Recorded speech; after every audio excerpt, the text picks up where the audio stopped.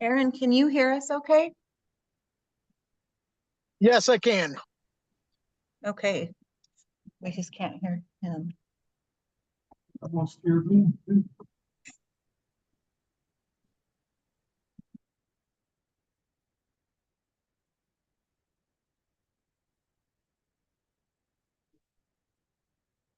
For education. Aaron, we couldn't hear you earlier. Could you try speaking again?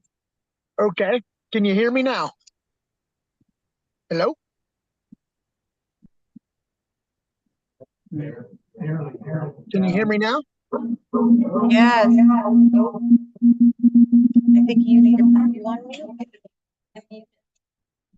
Well, like on your. I was muted.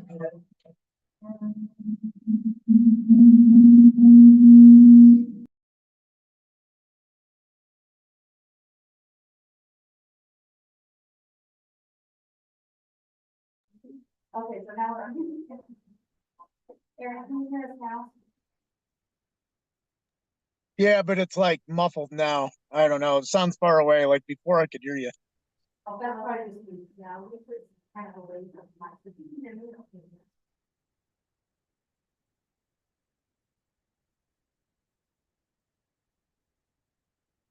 Right, you my speaking microphone. Yeah, let's double check that.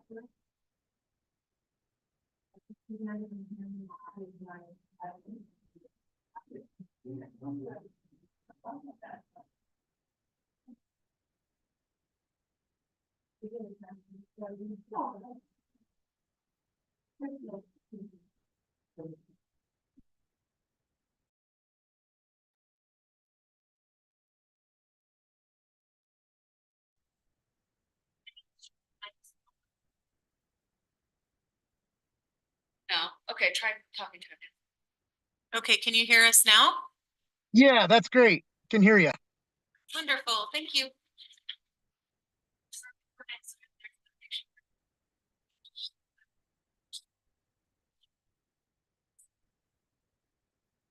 I got questions. Essentially, all our language is said no microphone. And then that should be on. Yes. Yes. Yep. Sounds good. That's for one. That's for the general extent.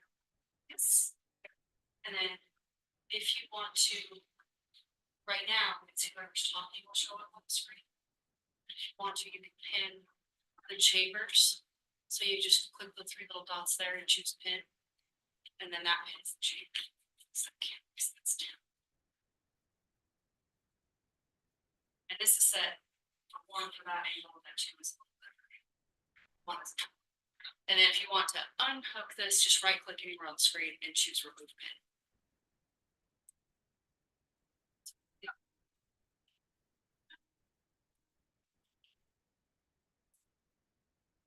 Great meeting. Thank you.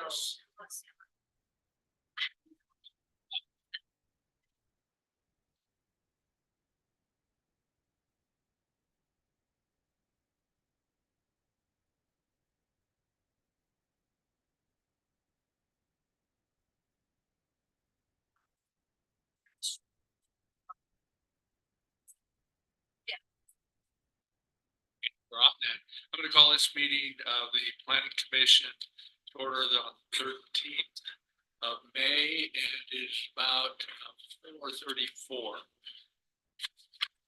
Are there any citizens to be heard? I don't think so. Probably only Aaron online. Okay. Any ex parte communications or disclosures from anyone? I should mention also that everybody is in attendance except for Steve Evers in terms of planning commissioners.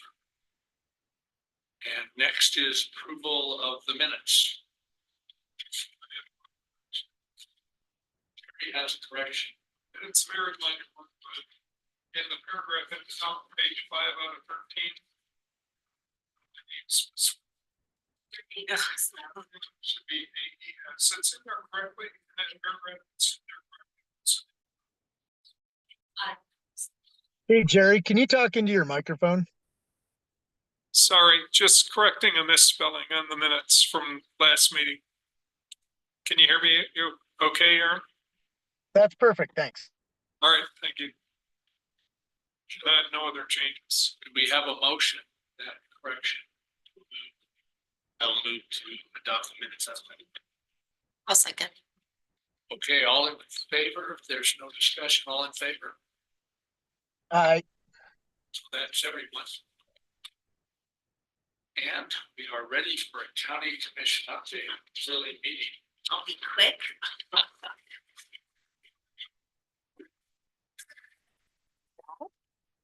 Okay, so on the county commission meeting on May 7th, we denied the CUP for the King Creek Development Wastewater Treatment Plant. It was denied 5-2 with Winfield and McCurdy in opposition.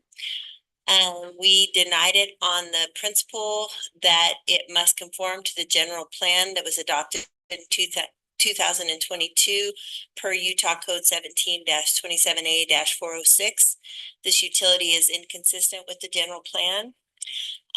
So that's kind of where that's at.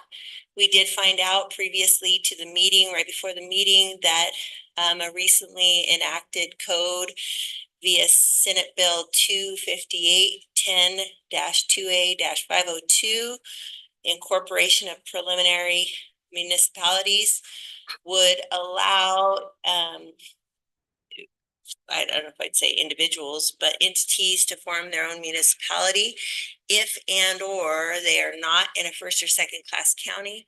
They're not within a quarter of a mile of a municipality. The area is owned by no more than 3 persons, all whom are consent to this incorporation, and at least 50% of this area is undeveloped. So we will assume that that will be the next path for the King Creek development. That's just an assumption. So do you want to add anything to that? Do you feel like I Covered it. I'm trying to think. They're putting else on the agenda. right? There wasn't. No. So anyways. Trish, I got a question about that. At this point, do you foresee anything with regard to that development making its way to planning commission?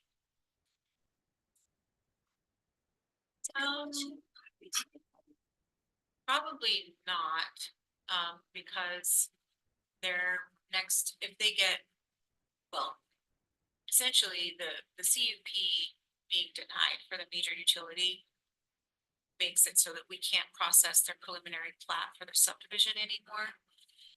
Because that was, the major utility is the public systems that would support subdivision, obviously, and in our land use code, we can't approve any kind of subdivision without that. So we don't have, so we wouldn't be going forward with anything further at this point unless the appeal process takes place and then they get if they do get the CUP approved through an appeal, then we would be picking that up again. But it wouldn't come to planning commission according to our code. Right now, preliminary plat is an internal administrative review with the staff, and then it goes from there to final plat, that goes straight to county commission. So So- like, What's that? likely not. Likely not, yeah, unless there was an effort to make that change in our code for review. I feel like some of the, like, for larger subdivisions, that it might be really useful to have preliminary plat reviewed by the planning commission. I know they do that in other jurisdictions. So. It used to be that way, Mary, didn't it? It did, Oh, I did. Yeah. so quite recently. Yeah, maybe I think it 3 was years ago. updated. Yeah, when John was here, maybe, that was taken out as an I think effort to Zachariah did it. streamline. Yeah. Yeah, Zachariah did it when he was working there, yeah, and it was a streamlining project process. Yeah, Cause if it meets all the code, there's no reason for it to go anywhere, but planning commission that's true. would have no reason I mean, not to look at it it's anyway. administrative, have our code for a reason. That's right. There's not like input or ability to require additional things. Now, once the planning commission gets hold of the land use code and makes it, then the council adopts it. then those regulations are there for a reason. And other than that, I think I just have kind of a list of things that would be great to put on kind of your guys's, future considerations. I think with all of the information that's coming out on the swamp, it would be good to maybe have an update for the planning commission as to where that sits. If people are gonna reside there, what does that mean if they're no longer going to pursue the ADO? It's just, it was fairly, it was publicized, so I think that the county, to me, should react to that. Oh, for sure. Okay, Yeah, we're already having. okay, great.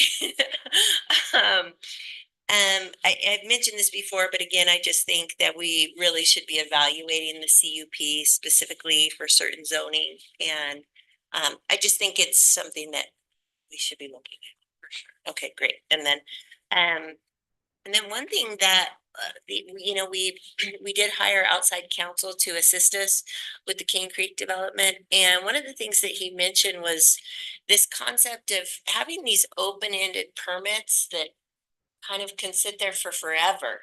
And he said that some counties do have this, I don't know if you'd call it a code that states that there needs to be substantial work being done to keep that permit active. And again, I think that that's something that would be relevant.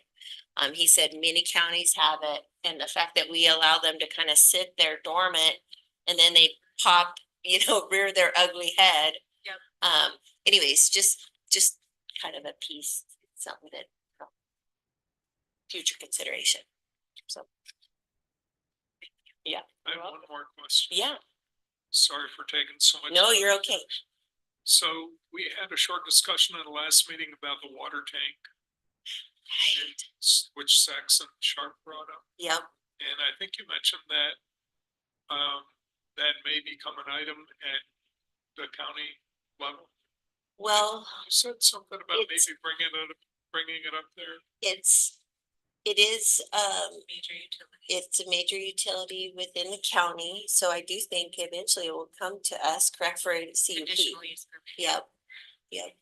So that's all I know about it at this Yeah. point, unless We you have haven't anything. had any other discussions with the city, but we've been meaning to reach out and see where they're at with it, and how they came to that. If there were any other alternative sites that they've been exploring. that- There are, it's within their, I don't know what planning document that was, but if my memory serves me, it was something that there was 4 sites considered. And so, yeah. And unfortunately, that site, like it was dinging kind of issues, and that one had multiple issues, right? And so some of the other sites were not so much. So I'm not sure, other than the fact that it's probably relatively, in theory, easy construction. Like some of the other sites are obviously up, Probably much more expensive. right, yep, Including other infrastructure costs. right, Things. absolutely, Yeah. right. You already have I those think it- lines running there, yep. Our next step would be to better understand what's driving their decision, if it's the costs or. Right. Site Or- suitability. Maybe even if the decision's been made, I guess if it had been, they'd probably be here already. It Yeah, seems like, from what I understand, they've been investing in money or funds into, some studies and analysis for that site, so. Do need to check in, where they're at, how far into the process they are. Consider something. that's it. Thank you. Okay, department updates. Right. Lot going on in our department right now, a lot of changes. We just onboarded our new associate planner, Bryce Rogers. So this was her first week, or no, last week, it's her first week. So she's going on her second week. She's been amazing. She couldn't be here tonight. She had a ballet recital for her kids to go to. But she will be here likely for our next meeting. And, let's see, on last Friday, we met with the consultants that are gonna be working on the future land use plan. So we did our kickoff meeting with them and it was great. We covered all the bases of what's already been done with all the efforts around to the future land use plan, or all the public workshops we had and the online engagement that we've been doing, that we have done the past couple of years. And we're just kind of in the stage now where we're sharing all of the materials and things that we've already developed, and then they're gonna take that, digest it, and pretty soon we'll be getting to the point where they will be delivering the first drafts of some renderings that will be the visual interpretation for the future land use designations. So we'll be checking in with the planning commission, I'm sure, through this process and having some input on those. Katie has a little update on some housing efforts. So as a member of the Housing Task Force, I've been working with fellow Vista at the Land Trust, Johanna, and a subcommittee to put together a housing survey that we're hoping to broadcast to the entire city and county. Really hoping to get as much participation as possible. We're trying to fill in some gaps in the data that we have about housing, specifically related to rent burden, or housing burden in general, both rent and mortgage.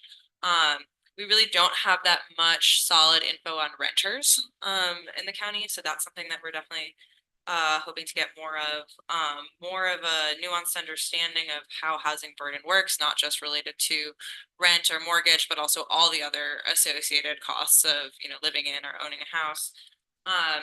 We don't have good data on seasonal workers or vehicle dwellers, so we're really hoping to get more information on that.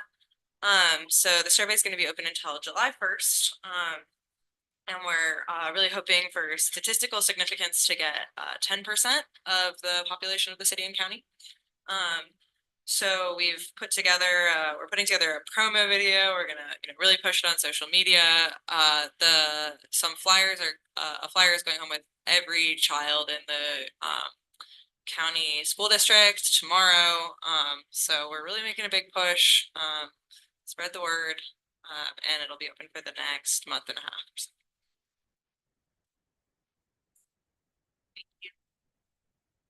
And that's all we have for department updates.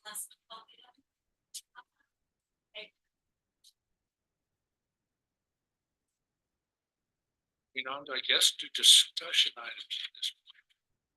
First one is the review of our interview schedule.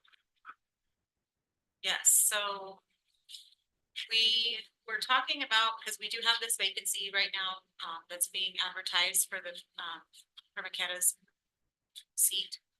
And we were just thinking it might be a good time to revisit our process for selecting candidates, and maybe just upping that a little bit in terms of ensuring we get quality process and selection process.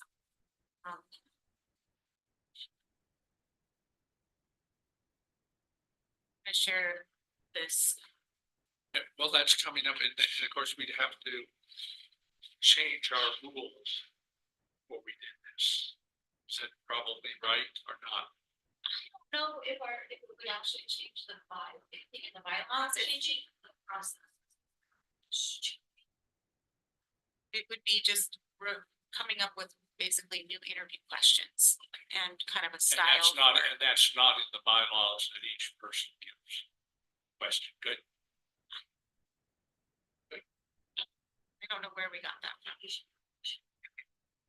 We'll double check though, OB, in case there was something that does, if the bylaws are specific about, how we need to set up our interview. And if any of this would affect that, but we'll try to avoid that so it doesn't delay. But basically, Mikkel came up with some really great questions that I think would be awesome to implement.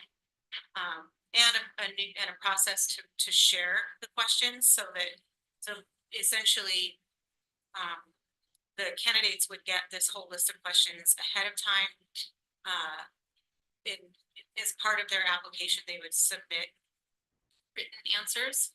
And then at the meeting itself, they would present their answers for 1, 6, 7, and 10. And that would kind of be, it's very similar to what I think of as like a job interview almost, like where you're given some questions and you're able to prepare and then have a chance to present. And that way you can kind of, the commission can see how that candidate does with verbal communicate or oral communication and getting their point across. I like the idea of giving them a chance to prepare too, because it gives you an idea.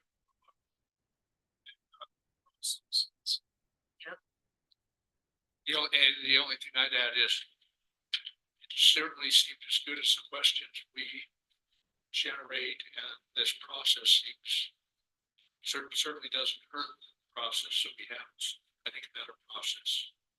Yeah. Yeah, I mean, like for instance, you know, we did, in our previous questions, we talked about, I think we asked about the general plan. But this question kind of really gets to the core of like, what is your understanding of the general plan? How is it used in planning? And then it would give the applicants a chance to, or a kind of a prompt to go and look at the county's general plan and be somewhat familiar with it when they come to the interview, so that they could talk about what they think about the general plan. If there's anything they have ideas about it being improved. And then these questions also help to understand better their style of, you know, working, kind of to come to consensus on things. What else do you?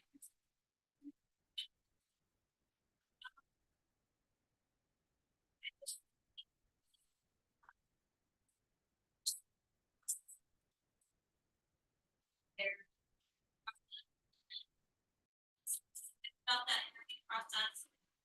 And then it wasn't going on and on, which is the same repetitive question. We're gonna hear about these 1, 6, 7, 10. You guys know what questions you wanna ask because you've seen question 1, 6, 7. And we kind of get right to the point. We can review their written responses ahead of time as well. So that everybody knows that, and then want to come up with a kind of scoring system, we can do that. In the bylaws, if they say that candidates will be given 3 minutes to briefly introduce themselves and provide relevant information as to background and experience, so that answers one of those questions. And then commissioners are encouraged to ask questions which verify candidates' experience and eligibility. Commissioners may ask the applicant additional clarifying questions if necessary. So if you guys know the questions ahead of time, you can see what they've already answered. You can ask more pointed questions, I guess, or maybe we'll have.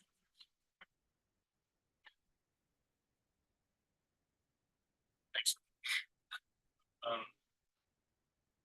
I love this process. I love these questions. Fantastic. I have a couple notes that aren't criticism, they're just me being.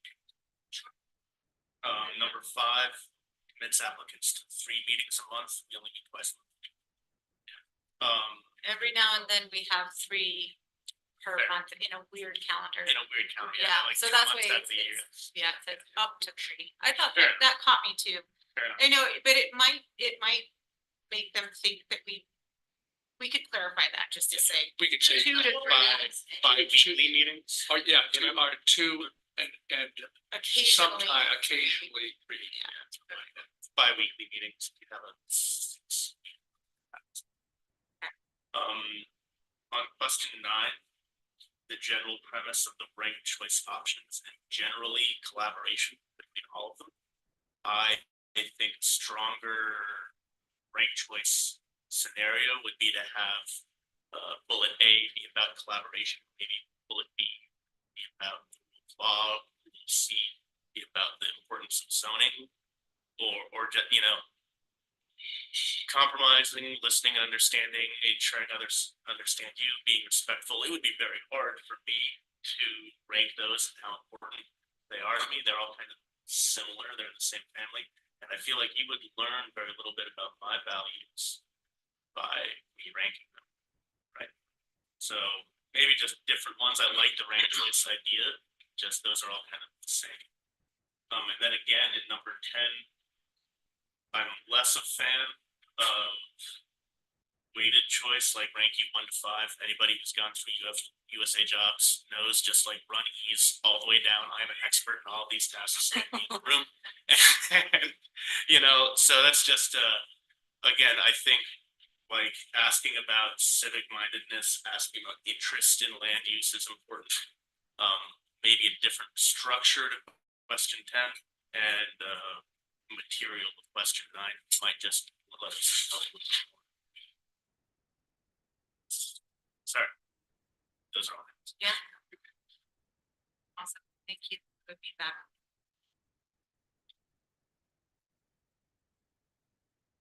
Yeah, we can refine these a little bit, and then we could circulate them to the rest of the group, We're to the not members. great as is. Just Yeah. I have a comment. Yes. I'm just wondering if it would be to the advantage of the person who's applying, that some of this information would be in a paper that you can hand them, like, sorry, allergies. Like, what organizations or groups are you involved with that may influence your decision? Do we really care? I don't care. So, you know, if you brought that up to them and said, hey, under the circumstances, these are the things that the planning commission is going to be needing to know about you.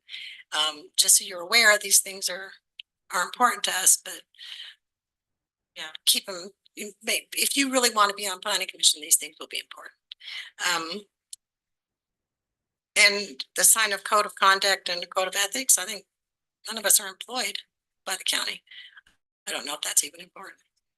It is required, the code of ethics form is required, yeah. How is it?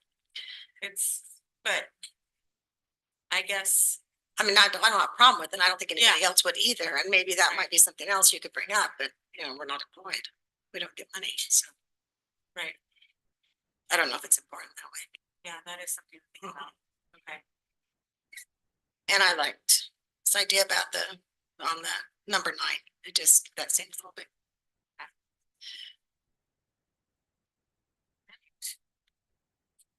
I'm looking at question 10. Yeah, it is this interesting thing, 1 to 5, but you'd be interested in what somebody thought. So maybe, you know, what kind of strengths do you have, or some wording that would, because of course I looked at it and I said, business and professional competence. I thought, you know, how I'd answer that question. I said, well, not a lot of, you know, direct experience in that, but environment and water, I have some strengths on. Yeah. Which is perfectly fine and makes me not feel like I want to see environment down there somewhere. So maybe the way to word it, it gets it, you know, kind of, you know, how do you feel about your strengths in each of these areas, or what are your thoughts about each of these areas? Mhm. I always like that question when we interview for jobs, for the positions in our department, to have one question that lets them pick, like, say, yeah, their top 3 strengths that they think that they could, you know, contribute to the role. So I think that would be a really good one to put in there. Yep. Do we even ask that question as far as, you know, what is the greatest contribution that you think you can we have something And are the original questions that we used to ask? even in these? I think that'd be an interesting one to ask. Yeah, it kind of goes with like the first one, tell us about yourself, but why you're interested. Maybe it could be like what you think you could contribute to the planning commission. Yeah, what strengths do you have that you think would contribute to the? Yeah, I think that's really good. We'll add one that focuses on that. I like that. I like the idea of, like you said, of pulling information out of them rather than things like rain. Yeah, I agree. Overall, though, I think getting this ahead of time is an excellent choice. Yes. So Reiterate what Jerry said. demonstrate a little bit of commitment process. So, yeah, that's what I was just gonna say. Remember, actually, I started out at least by saying, it looks like an improvement to me. How do we want to handle this in terms of, want to go slightly back to the ground report and send us out Yeah, I think. copy of questions, and then we could still comment. Yeah, we can incorporate the feedback that you provided just now, and then we'll send out the Google Doc that you guys can just review, and if there's any additional comments. Yeah. And I don't think we've gotten any applications. Really late getting the ads and the papers, so I'm sure we'll start getting some applications coming in. All right. By the way, thank you for this. Can I add one thing there? Oh, yes. Trish Aaron, has something to say, and Aaron does too, maybe. did I hear- Yeah. You know, I feel that, you know, I got suckered into being on the planning commission by Emily, and I had no clue what it actually did. Like, you know, I think sometimes it's so basic that we could have weeded out people like me that had no didn't deserve to be on there by being like, what is it that you do? It's like, where does our real political power lay? And, you know, if I was to answer that now, I would be like, we advise the county commission and we come up with things that they vote on. When I first started, I thought I was going to be voting on building codes. So that's just an example.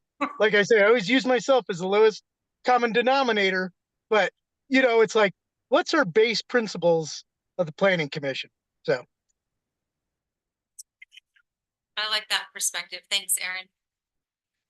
There was the embarrassing question that we were asked back in my day, which is, have you ever attended a planning commission meeting? Yeah.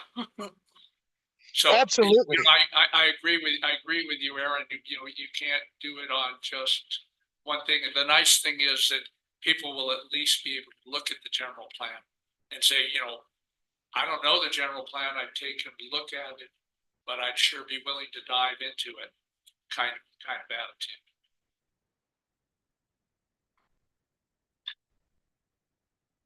Trish, were you going to say something to all of us? Just asked if they were putting it on their social media, and she said, yeah. Great.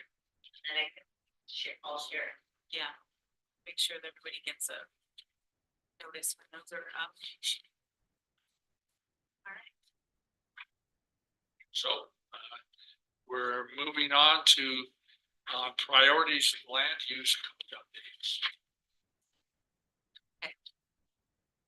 So I do apologize that I was so late in getting you guys the attachment here, but it's just been crazy in our office right now. Having Jenna down and then we're onboarding, so we're quite the backlog right now. But so this is probably not an exhaustive list. I'm still adding to this. But these are essentially the land use code amendments that I pulled these from a couple different spreadsheets that we've been tracking over the years. One of them was a spreadsheet full of amendments suggested from previous stuff. So I went through all of those to see which ones maybe had already been updated, which ones were still needed. And then we have a few different places where we've been tracking these updates. So I'm trying to consolidate them now into just one major master spreadsheet that's essentially the ones that we want to tackle immediately. So it goes by article. Every single article in the land use code is listed here. And you know, there's some of the things are pretty minor, but some of them are like very impactful at the same time. Like, for example, this one OB from section 4.5, the water source protection overlay, where we discussed this weird language where it says that an WSPO district shall be applied to recharge areas designated by the US EPA sole source aquifer recharge areas and approved by the Utah Commission on Drinking Water, which essentially eliminated the area out Castle Valley that is an EPA source aquifer, but it's not approved by the Utah Division of Drinking Water or something like that. Yes, and actually also the one that's in the Moab area, because their thing is basically near the wellheads. Right.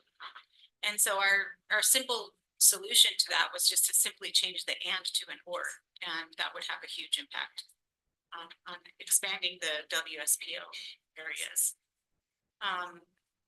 So there's things like that like a very simple change in wording has a huge impact. We do have in here the looking really closely at where we require CUPs and where we're actually allowing CUPs, because that's the inverse of requiring a CUP. A lot of times you have a CUP there, most of the time it has to be approved just with conditions. So we have to be very careful where we are allowing for a CUP to be applied for. So for instance, we've already suggested a few of these where we could remove a CUP for outfitter guided rural residential, remove the college university CUP in residential zones. Seems kind of strange to have that allowed in a residential zone, and then a recycling center shouldn't necessarily be allowed in a residential zone either.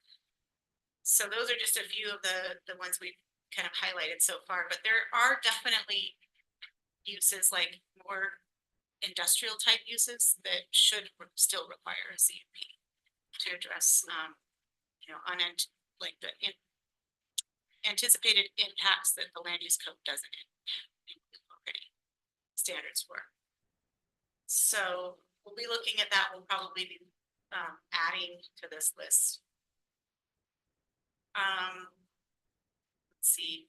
One of the other big ones that we've been that's been kind of coming up more and more is all other sales related uses which are currently not permitted in highway commercial, which essentially means that a lot of retail businesses are just not allowed in highway commercial, which is our most permissive, you would think, commercial zoning.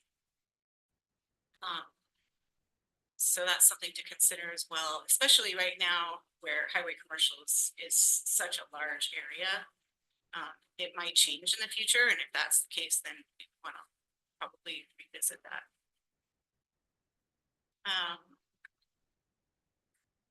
Obviously we have our ADU and manufactured home sections that need a little work and updating, especially with the ADU section to come into compliance with state statute.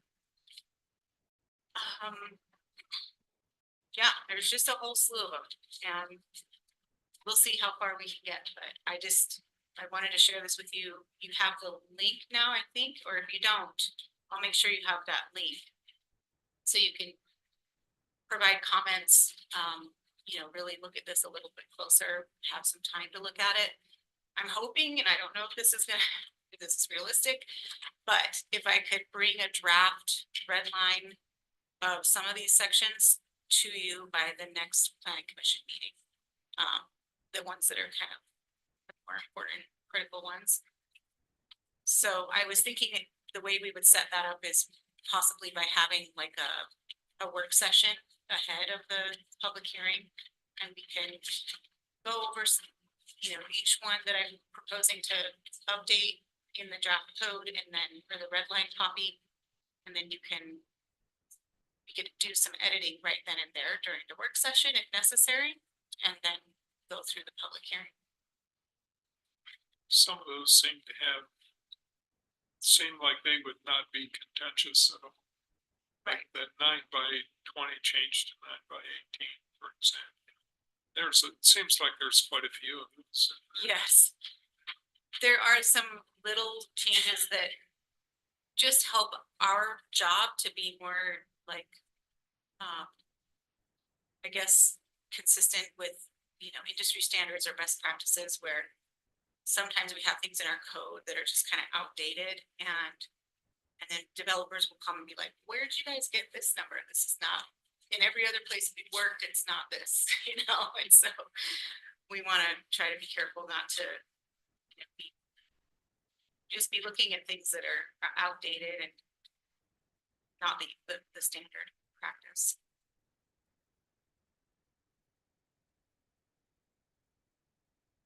Yeah, I'm like the Were you grading. talking about doing a workshop with the general commission or just us? The next commission meeting, I would, not this coming one, but possibly briefing them. I'm not sure yet, Erin. If I can get stuff on their agenda by tomorrow for like a brief discussion, might do that, but if not, it'll be their next meeting. But I definitely do need to check in with them before we go forward with the public hearing process.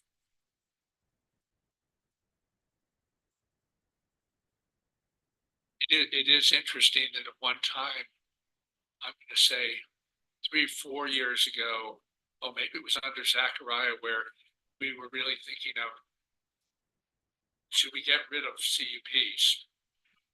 And go through the whole list. And I'm thinking of the question that was asked, are you for kind of strict rules or ones that have latitude? That was on the questionnaire for interviewees. And it's of course a tough decision as you go down there. Do you ever want this use to be allowed? Then what do you do if it really makes a lot of sense to, but it does get you in a lot of trouble? Yeah. So we're very interested. But it's gonna, that probably will be the area where we're gonna have most discussion in terms of removing CUPs from the use table and keeping some of those in there as well. So another one I was thinking about is the definition of HUD and how we measure buildings. The building code also addresses that. And if they're going to have it in their code and they change their code regularly, like once a year, they have to go through and make those changes. And you don't want to put something in it that would change in the building code and stay the same in ours. Definitely. So those things, the one that hit me the most was the HUD approved. Yep. Just get that definition from the building code and also the how they measure. Yeah. I thought it was wall to wall, but it could be from wall to wall from outside wall. And I thought that was a building code.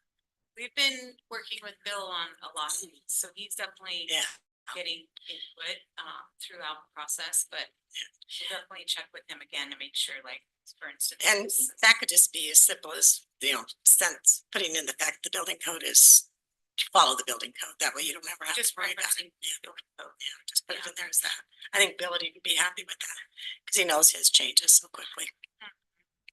Yeah, exactly. Section 3.1 is an OHV rental service, an OHV livery considered an outfitter guide. County's point of view. Say that again. Is a UTV OHV rental livery considered an outfitter guide for the purposes of section 3.1? I think it specifically denies that part, didn't it? Doesn't it? Generally. Yeah. I think the code says it can't be that. I think that's what I read. In a commercial zone? No. No, just And a CUP. remove CUP. Oh, no, yeah. Is an That's OHV. non-motorized. It's non-motorized, yeah. So currently outfitter guide, service and facility, non-ATV. You can have a CUP for that. I just wasn't sure. Yeah. I did not see that table before. So. Yeah. I didn't either, hearing the officer pointed it out.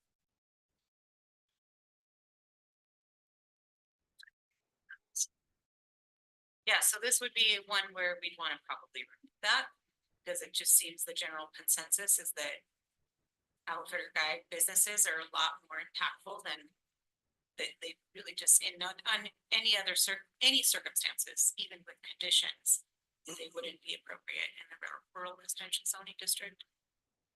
We still have a lot of I should say like home occupation mobile outfitters where they are just a very small operation and they, My understanding about fair guide is premised on an entirely different term of art, so forgive me while I'm being.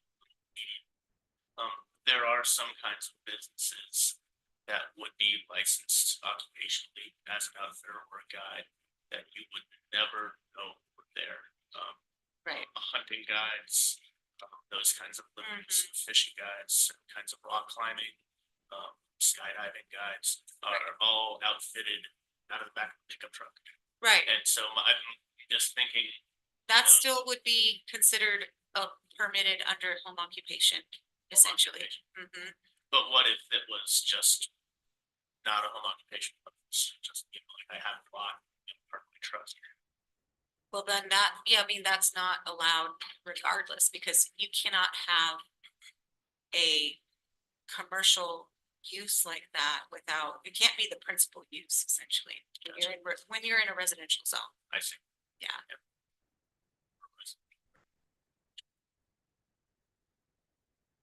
I mean, under this circumstance where the CUP is in our use table, that would actually be different, that would be different. You could have.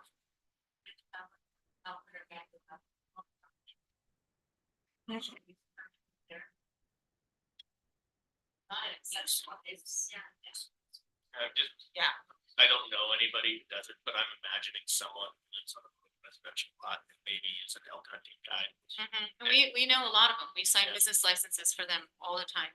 They call them, so it's basically like a category of like a mobile business where they don't do the commercial activity at the property. It's all elsewhere in the county. Gotcha. But they might store their vehicle there, like their trailer. But when it crosses the line into like an actual outfitter guide service facility is where you have multiple employees, the rigging and rigging activity, that kind of thing, so. I'm just Yeah. wrapping my head around, you know, a large commercial rafting outfit. And, you know, the outfitter guide encompasses so many different kinds of things. Conditional seems like the word you may need to describe some of the businesses that exist in that industry. Well, and that what you could do also, which I think could be very interesting to explore, is breaking out outfitter guide service into different levels or scales. But that's my nudge, yeah. Yeah. So, Permitting those smaller ones, maybe not the larger ones in residential zones. But the fact that they're all conditional use permits in commercial is also somewhat concerning on the other end of it, because CUPs are kind of a beast when it comes to processing them in our department and writing staff reports and coming up with all of the anticipated impacts and mitigation measures to address the impacts. And so when you have a conditional use permit for something that you think it's in highway commercial, shouldn't it just be allowed? Like, shouldn't it just be a P for permitted? Instead of having to go through this whole. surprising to have CEP, non-residential lots for business that is the bulk of our GDP. Yeah, I think that's what we do. right. Surprising. Yeah, for sure. I mean, resort commercial and resort special, like those are areas where I would think we would want to direct outfitter guide businesses and allow them just. But, you know, there was definitely some kind of a motive for putting them in. They weren't always conditional use permits from my understanding. So at some point along the way, that became a requirement. I'm thinking about some of the requirements that we have for home occupation outside of the fact that it's actually your home.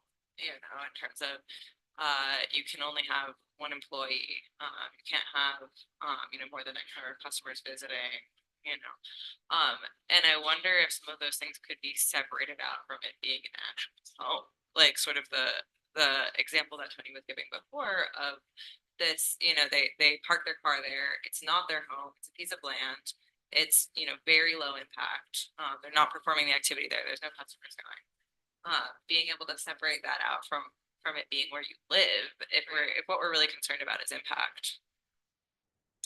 Yeah, it's definitely something to explore. I know that we come across all the time where in residential zones, in order to have, you're not really like a storage use or like a garage or something like that, that's a standalone thing on a property.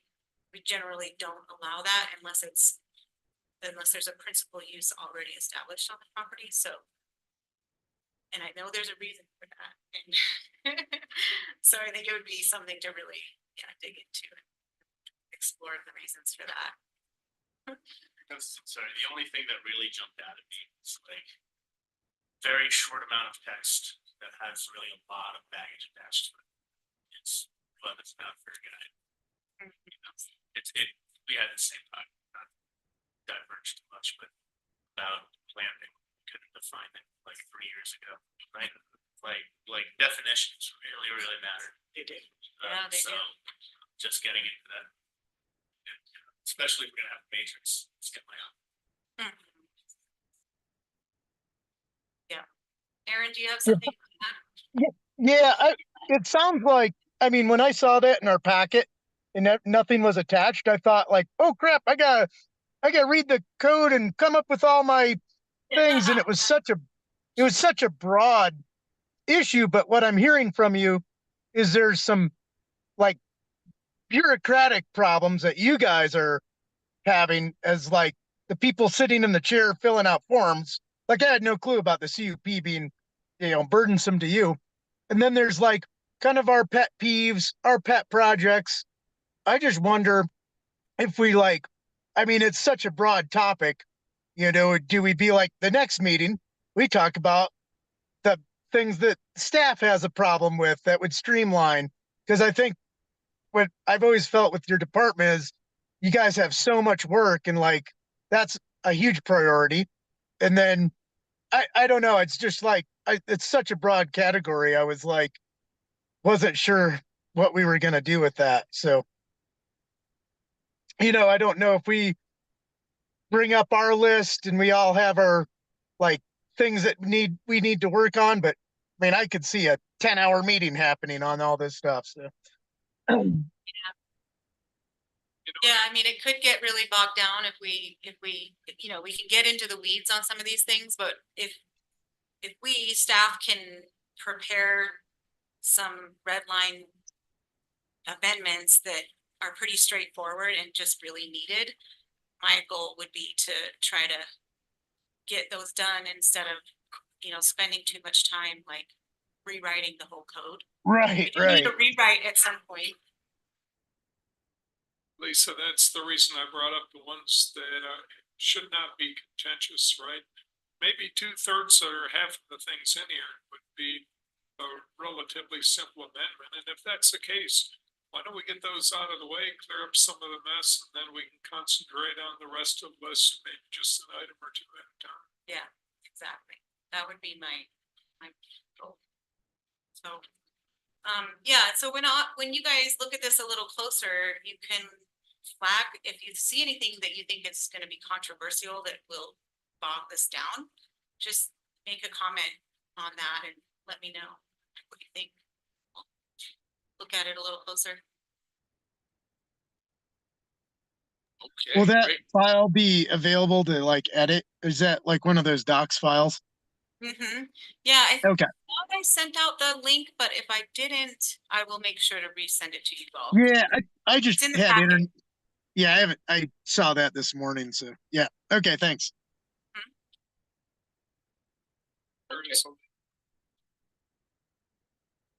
Good. Okay. Gonna act like it's 6 o'clock. Do we have citizens to be heard at all? We're both here with community results to speak on a discussion item that's after.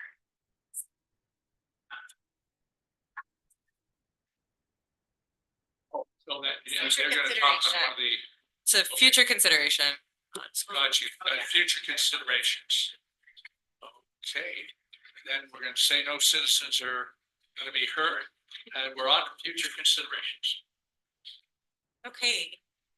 So we've had a community rebuilds HTHO application that was in process forever and ever. They submitted back in 2019 before the sunset date, but due to so many delays with, you know, all the typical things up through COVID. And then just their own kind of reworking some of the density ideas and their staff turnover. And we've gone through a couple different representatives with them that have been working with our staff on trying to move the applications forward, but essentially they had never gotten through the initial rezone approval for the HDHO. So the HDHO was never applied to these two properties. And they're very small, very like, you know, it's not a huge like 10, acre subdivision or anything like that. It's just a couple units on, it's a 2-lot subdivision on one property and a 3-lot subdivision on another property. And they're in the same general area. So I'm gonna try to bring that up and share my screen. But we wanted to put this on as a future consideration because I'm hoping that we can bring their application forward now as a PUD rezone because the HTHO, it's been so long. I just think technically, like, I don't think we could approve a HTHO at this point. We've already told so many people that that program is no longer active, and we've turned down many people that wanted to apply for HTHO, and we just had to say no. And so I just don't think it would be fair to bring this forward as a HDHO, but essentially we do have a very similar density bonus in the PUD section. So my thought was to try to use the affordable housing density bonus, which has never really, I don't think it's ever been used. So it would be kind of a great pilot development application to go through the PUD density bonus. And we did revise that section. I drafted that amendment, I think it was sometime mid last year, where we kind of tweaked the numbers a little bit so that it maybe was a little bit more impactful or useful for projects to be able to pencil. And then we added the workforce housing density bonus in there as well. So that is kind of what we're talking about right now. And I'm looking at tourist lands, right? It's in the same, are they relatively in the same neighborhood? Yeah. Really?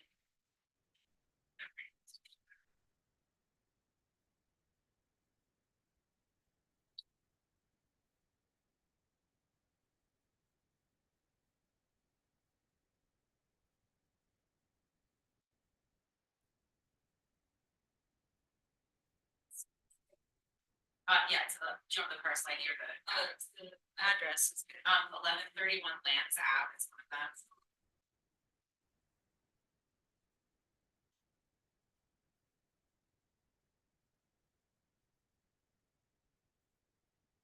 The other one is pretty close by, yeah. Yes, it's 1278 Sanborn Drive. Okay. And I sort of have a question, is this going to be both affordable housing, or is it going to be, kind of worker housing situation? Well, you can just check. Oh, sure. Yeah, and use the mic, we could bring you in on the discussion. Just curious. Well, so if they went to the workforce housing density bonus, I don't think, based on our preliminary calculations, they might not be able to get the density that they need. So we were going to look at the affordable housing density bonus, which would mean they would need to deed restrict units per section 6.14. And that section actually does need a lot of work. It's never really been applied to anything recently. And when you look at it, there's just, there's some things that are weird to interpret, but one of those things is that it calls the county commission to make a decision on what that level of affordability should be. So we would have to get the commission involved on that. Community Rebuilds also chose the affordable housing option because that's already how all the homeowners are being qualified. And so we're hoping that would fit more smoothly into the the qualifications that Community Rebuilds is already using, which is 80% of area AMI based on USDA data. Yeah, and especially with the somewhat, Community Rebuilds is hoping to use that as proof of affordability. Because that's already part of the organization and how all the previous properties and future properties are qualified. And we're only serving low and very low income through the federal regulations. Sure. I'm Nancy Morlock. I'm the program manager, Community Rebuilds. And I'm Abby Scott. I'm the board president of Community Rebuilds. If you look into the definition of affordable in that section 6.14, it's quite vague, leaves a lot up to the discretion of county commission, and it has, you know, several markers that could be used in parentheses there, and one of the examples is just basically the same as workforce housing. So at its sort of most lenient, probably it could be defined actually exactly the same way as the workforce housing bonus. It is interesting. So we've been working with, well, Katie's been taking the lead, kind of communicating with Community Rebuilds representatives and trying to figure out how this will all work. But I have pretty good faith that it's gonna work out and be able to move their project forward and get some hits on the ground, affordable housing, yeah. Okay. So, yeah. We'll have to, I have it on my calendar to remind ourselves to get you guys the signage to put on the properties for public noticing, which you're familiar with that. Yeah, Right? yeah, we want to make sure we do all our noticing right. Yeah.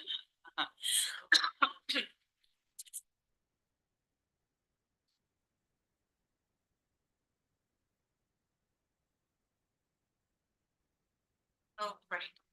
So in PUD processing, you generally want to get rezone approved, right, first. But we see it all the time where you put the final plat on the same agenda. And so we would want to do that for Community Rebuilds. They do have a pretty tight timeline right now at this point to get their final plat approved by July. Is that correct? Yeah, so we're trying to fast track this and move it forward as fast as possible. But that's one of the ways we can do that is by processing the final plat concurrently, which you're probably familiar with that, Mary. It's a lot, yeah. It's a typical thing that happens, so we wouldn't be going out of the process. What else? I could probably bring up, do we have current master plans in the folder?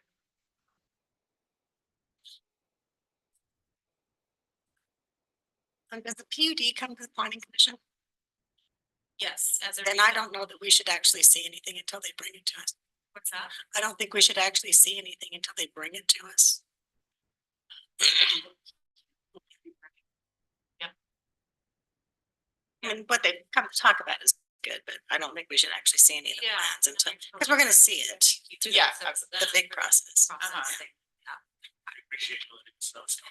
Oh, yeah, and we appreciate, you know, meeting with you today because we are, you know, it did get to be such a weird situation with the timing, of when Community Rebuilds applied for HDHO and then, you know, so, anyway, so we appreciate you being able to meet with us today because we want at the meeting where this is on the agenda to vote to have, if there's anything, any concerns or questions that we can answer ahead of time, we'd really like to have that opportunity, so.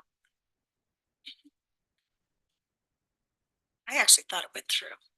Well, you know, so I think there's two properties and I believe that the preliminary plat of one property had come before the planning commission and then litigation began on the HDHO. And so the county attorney asked that Community Rebuilds essentially just pause that application exactly where it was. And then a bunch of other stuff happened.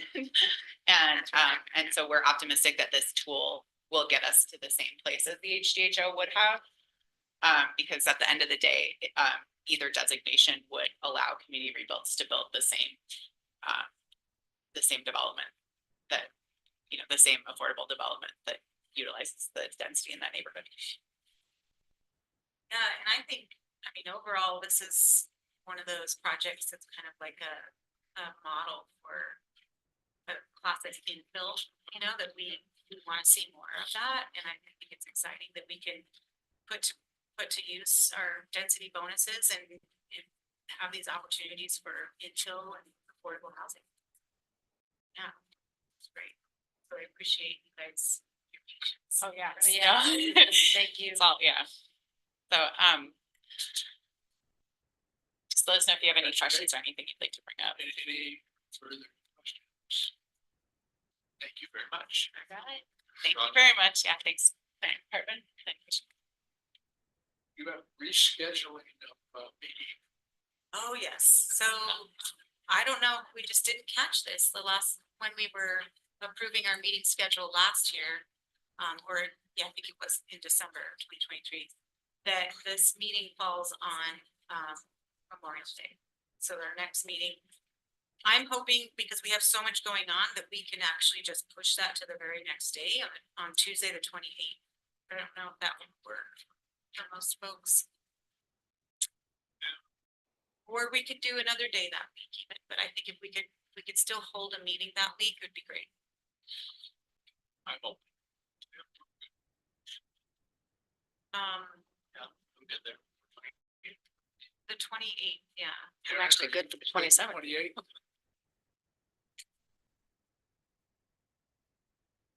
For meeting. Erin, would you be able to come to a planning commission meeting on the 28th next week as opposed to the 27th, which is Memorial Day? 2 weeks. 2 weeks. Sorry, Okay, you're on mute, Aaron. you're on mute. I can make it via Zoom. I'll have another septic training course that I'm attending right now. Yeah, sorry, that's 2 weeks from now, or 2 weeks from tomorrow. You said something too, I couldn't hear you. Oh, I just said I could even meet on Monday. It's not a big deal for me. Memorial Day is not a big deal. Us retired people don't have days off. Okay. My- Alright, my- well, My only thing is, oh, never mind. Never mind.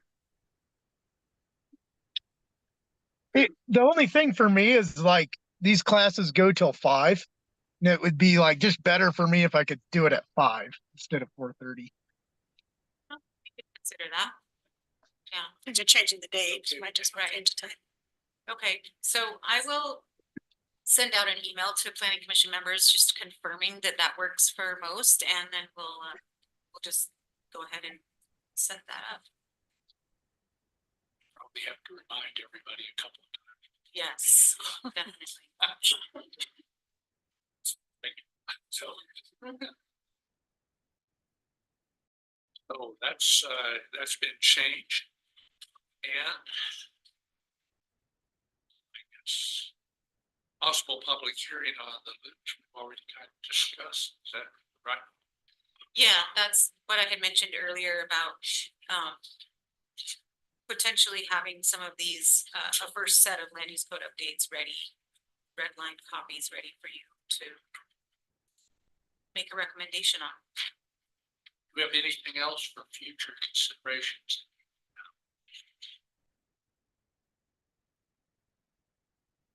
Have a motion to adjourn. I'll move to adjourn. Also, Hockey game's on. all in favor of adjourning? It's unanimous. I